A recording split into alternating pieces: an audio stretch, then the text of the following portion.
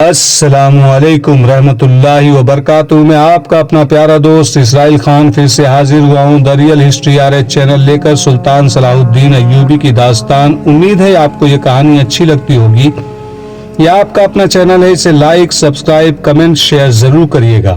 آج کے کردار میں ہے سلطان صلاح الدین ایوبی، علی بن سفیان، فیض الفاطمی، احمد کمال، رجب اور وہ لڑکی حبشی قبیلہ انگوکھ شریف گھرانوں کی لڑکیوں اور لڑکوں کے معاشقے کراتی ہیں۔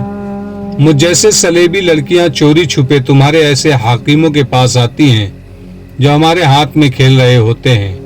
ان حاکموں کو سونے کے سکے کی صورت میں معاوضہ ملتا رہتا ہے۔ وہ مجھ جیسی لڑکیوں کو حفاظت میں ایسے طریقے سے رکھتے ہیں جن سے ان پر ذرا سا شک بھی نہیں ہوتا۔ یہ لڑکیاں اعلیٰ درجے کے حاکموں کے درمیان رقابت اور غلط فہمیاں پیدا کرتی اور صلاح الدین ایوبی اور نور الدین زنگی کے خلاف ناپسندیدگی پیدا کرتی ہیں۔ مجھے 2 لڑکیوں کے ساتھ اسی کام کے لیے رجب کے حوالے کیا گیا تھا۔ وہ اسے سلیبیوں کی درپردہ کارروائیوں اور مسلمانوں کی ایمان فروشی کی تفصیل سناتی رہی۔ احمد کمال سنتا رہا۔ دوسرے دن سورج غروب ہونے سے بہت پہلے یہ قافلہ قاہرہ پہنچ گیا۔ احمد کمال علی بن سفیان کے پاس گیا اور اسے لڑکی کے متعلق تمام تر رپورٹ دے کر لڑکی اس کے حوالے کر دی۔ اس نے یہ بھی بتایا کہ رجب حبشیوں کے پاس ہے اور اس نے اس جگہ کو اڈا بنا رکھا ہے جہاں حبشی لڑکی کی قربانی دیا کرتے تھے۔ احمد کمال نے یہ بھی کہا کہ اگر اسے حکم دیا جائے تو رجب کو زندہ یا مردہ وہاں سے لا سکتا ہے۔ علی بن سفیان نے ایسا حکم نہ دیا کیونکہ اس مقصد کے لیے اس کے پاس تربیت یافتہ فوجی تھے۔ احمد کمال نے وہ طریقہ بتا دیا جس سے رجب تک پہنچا جا سکتا تھا۔ اس نے یہ طریقہ لڑکی کی سنائی ہوئی باتوں کے مطابق سوچا تھا۔ علی بن سفیان پہلے ہی ایک پارٹی سوڈان بھیج چکا تھا۔ اس نے لڑکی سے تفتیش کرنے سے پہلے 4 نہایت ذہین کماندار بلائے اور انہیں احمد کمال کے حوالے کر کے حکم دیا کہ اس کے مطابق وہ سوڈان فوراً چلے جائے اور رجب کو لانے کی کوشش کرے۔ اس نے احمد کمال کو واپسی سے پہلے آرام کے لیے بھیج دیا اور لڑکی کو اپنے پاس بلایا۔ لڑکی سے اس نے پہلا سوال کیا تو لڑکی نے جواب دیا، احمد کمال میرے سامنے بیٹھا رہے گا تو جو پوچھو گے بتا دوں گی، ورنہ زبان نہیں کھولوں گی، خواہ جلاد کے حوالے کر دو۔ علی بن سفیان نے احمد کمال کو بلا کر اس کے سامنے بٹھا دیا۔ لڑکی نے مسکرا کر بولنا شروع کر دیا۔ اس نے کچھ بھی نہ چھپایا اور آخر میں کہا، مجھے سزا دینی ہے تو میرے ایک آخری خواہش پوری کر دو۔ میں احمد کمال کے ہاتھ سے مرنا چاہتی ہوں۔ اس نے تفصیل سے سنا دیا کہ وہ احمد کمال کی مرید کیوں بن گئی ہے۔ علی بن سفیان نے لڑکی کو قید میں ڈالنے کی بجائے احمد کمال کے تحویل میں رہنے دیا اور سلطان ایوبی کے پاس چلا گیا۔ اسے لڑکی کا سارا بیان سنایا۔ اس نے کہا، آپ کا معتمد فیض الفاطمی ہمارا دشمن ہے۔ لڑکیوں کو اس کے پاس آنا تھا۔ سلطان ایوبی کا فوری رد عمل یہ تھا، وہ جھوٹ بکتی ہے، تمہیں گمراہ کر رہی ہے۔ فیض الفاطمی ایسا حاکم نہیں۔ امیر محترم، آپ بھول گئے ہیں کہ وہ فاطمی ہے۔ علی بن سفیان نے کہا، آپ شاید یہ بھی بھول گئے ہیں کہ فاطمی اور فدائیوں کا گہرا رشتہ ہے۔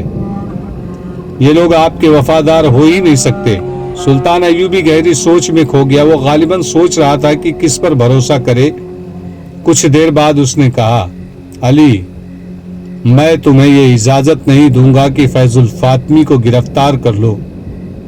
کوئی ایسی ترکیب کرو کہ وہ جرم کرتا پکڑا جائے۔ میں اسے موقع پر پکڑنا چاہتا ہوں اور یہ موقع پیدا کرنا تمہارا کام ہے۔ وہ جنگ جیسے اہم شعبے کا حاکم ہے۔ سلطنت کے جنگی راز اس کے پاس ہیں۔ مجھے بہت جلدی یہ ثبوت چاہیے کہ وہ ایسے گھنونے جرم کا مجرم ہے یا نہیں۔ علی بن سفیان سراغ رسانی کا ماہر تھا۔ خدا نے اسے دماغ ہی ایسا دیا تھا۔ اس نے ایک ترکیب سوچ لی اور سلطان ایوبی سے کہا، لڑکی جن مراحل سے گزر کر آئی ہے ان کی دہشت نے اس کا دماغ معاف کر دیا ہے اور وہ احمد کمال کے لیے جذباتی ہو گئی ہے کیونکہ اس شخص نے اسے دہشت سے بچایا اور ایسا سلوک کیا ہے کہ لڑکی اس کے بغیر بات ہی نہیں کرتی۔ مجھے امید ہے کہ میں اسی لڑکی کو استعمال کر سکوں گا۔ سلطان ایوبی نے کہا، कोशिश कर देखो, लेकिन याद रखो मैं वाज़े सबूत और शहादत के बगैर तुम्हें इजाजत नहीं दूंगा कि फैजुल फातमी को गिरफ्तार कर लो। मुझे अभी तक यकीन नहीं आ रहा कि वो भी दुश्मन के हाथों में खेल रहा है। अली बिन सुफियान लड़की के पास गया और उसे अपना मद्दुआ बताया। लड़की ने कहा, अहमद कमाल कहे तो मैं आग में भी कूद जाऊंगी। अहमद कमाल ने उसे कहा, जैसे ये कहते हैं वैसे कर दो, इनकी बात समझ लो। लड़की ने पूछा, इसका मुझे क्या इनाम मिलेगा? तुम्हें पूरी हिफाजत से फलस्तीन के किला शुबक में पहुंचा दिया जाएगा, अली बिन सुफियान ने कहा, और यहाँ तुम्हें पूरी इज्जत से रखा जाएगा। नहीं, लड़की ने कहा, ये इनाम बहुत थोड़ा है, मुझे मुंह मांगा इनाम दो, मैं इस्लाम कबूल कर लूंगी और अहमद कमाल मेरे साथ शादी कर ले। अहमद कमाल ने साफ इनकार कर दिया। अली बिन सुफियान उसे बाहर ले गया। अहमद कमाल ने कहा कि ये बेशक इस्लाम कबूल कर ले, लेकिन मैं इसे फिर भी इस्लाम का दुश्मन समझूंगा।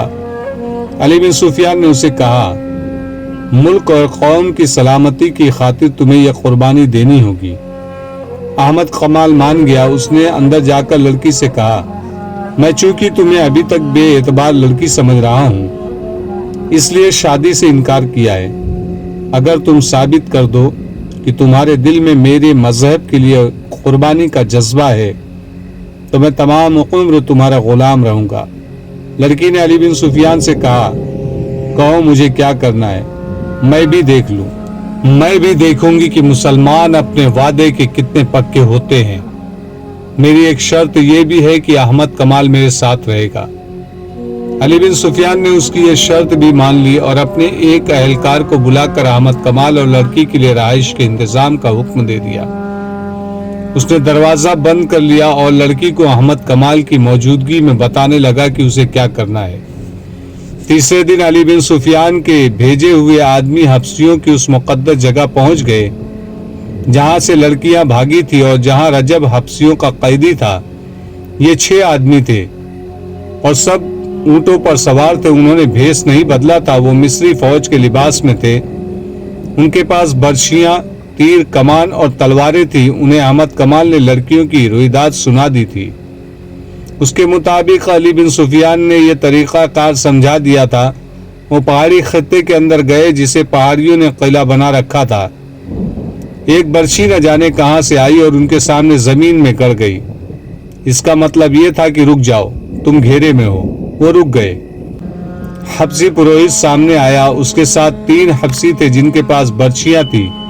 हब्सी ने उन्हें खबरदार किया कि वो उसके छुपे हुए तीरंदाजों की जद में हैं। अगर उन्होंने कोई गलत हरकत की तो उनमें से कोई भी जिंदा नहीं रहेगा। सबने अपने हथियार हब्सियों के आगे फेंक दिए और ऊंटों से उतर आए।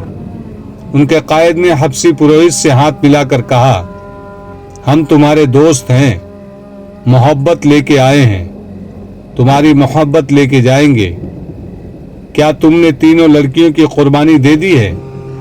हमने किसी लड़की को कुर्बान नहीं दी। पुरोहित ने गुस्से से जवाब दिया, तुम क्यों पूछते हो? हम मिस्री फौज के बागी हैं।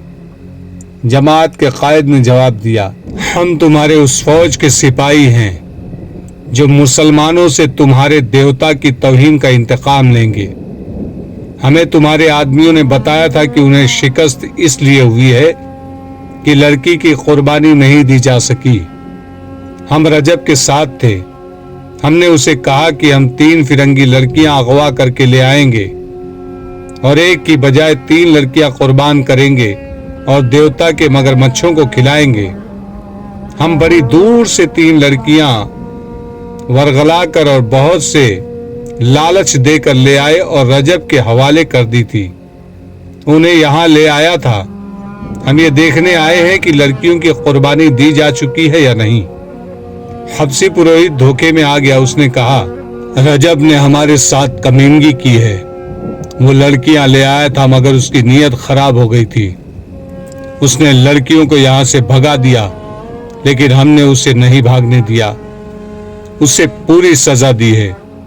लड़कियां हमारे हाथ से निकल गई हैं। क्या तुम 2 लड़कियों का बंदोबस्त कर सकते हो? देवताओं का कहर सख्त होता जा रहा है। हम जरूर बंदोबस्त करेंगे, कायद ने कहा। थोड़े दिनों तक हम 2 लड़कियां ले आएंगे, हमें रजब के पास ले चलो, हम उससे पूछेंगे कि लड़कियां कहाँ हैं। हबसी पुरोहित सबको अपने साथ ले गया। एक जगह मिट्टी का एक चौड़ा और गोली बर्तन रखा था, जो ऐसे ही एक बर्तन से ढका हुआ था। पुरोहित ने ऊपर वाला बर्तन उठाकर नीचे वाले बर्तन में हाथ डाला। जब उसने हाथ बाहर निकाला तो उसके हाथ में रजब का सर था। चेहरे का हर एक नक्श बिल्कुल स्याह और सलामत था। आंखें आधी खुली हुई थी, मुंह बंद था। ये सर और चेहरा गर्दन से काटकर जिस्म से अलग किया गया था, उससे पानी टपक रहा था। ये कोई दवाई थी जिसमें हबसियों ने सर डाला हुआ था ताकि खराब ना हो। पुरोहित ने कहा, इसका जिस्म मगरमच्छों को खिला दिया है। इसके साथियों को हमने जिंदा झील में फेंक दिया था, मगरमच्छ भूखे थे। अगर हमें ये सर दे दो तो हम अपने तमाम साथियों को दिखाएंगे, एक ने कहा, और उन्हें बताएंगे कि जो अंगूक के देवता की तौहीन करेगा उसका ये अंजाम होगा। तुम इस शर्त पर ले जा सकते हो कि कल सूरज गुरूब होने से पहले वापस ले आओगे। पुरोहित ने कहा, यह अंगूक के देवता की मिल्कियत है, अगर वापस नहीं लाओगे तो तुम्हारा सर जिस्म से जुदा हो जाएगा। तीसरे रोज रजब का सर सुल्तान सलाहुद्दीन अय्यूबी के कदमों में पड़ा था और सुल्तान अय्यूबी गहरी सोच में खोया हुआ था। उसी रात का वाकया है। अहमद कमाल और लड़की उस मकान के बरामदे में सोए हुए थे जो उन्हें रहाइश के लिए दिया गया था। उस मकान में रहते हुए उन्हें 6 रोज गुजर गए थे। इस दौरान लड़की अहमद कमाल से कहती रहती थी कि वो फौरन मुसलमान होने को तैयार है और अहमद कमाल उसके साथ शादी कर ले, लेकिन अहमद कमाल यही एक जवाब देता था, पहले फर्ज पूरा करेंगे।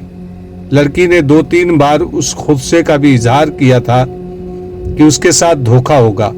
अहमद कमाल उसे अभी एक हाथ दूर ही रखने की कोशिश कर रहा था। इस दौरान लड़की के दिल से दहशत उतर गई थी और अब वो होशमंदी से सोचने के काबिल हो गई थी। उस रात वो अहमद कमाल बरामदे में सोए हुए थे। बाहर एक सिपाही पहरे पर खड़ा था।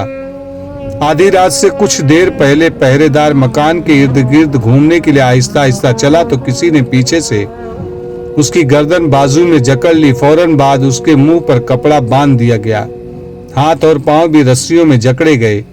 वो 4 आदमी थे। मकान का दरवाजा अंदर से बंद था। एक आदमी दीवार से पीठ लगाकर खड़ा हो गया, दूसरा उसके कंधों पर चढ़कर दीवार फलांग गया। अंदर से उसने दरवाजा खोल दिया। बाकी 3 आदमी भी अंदर चले गए।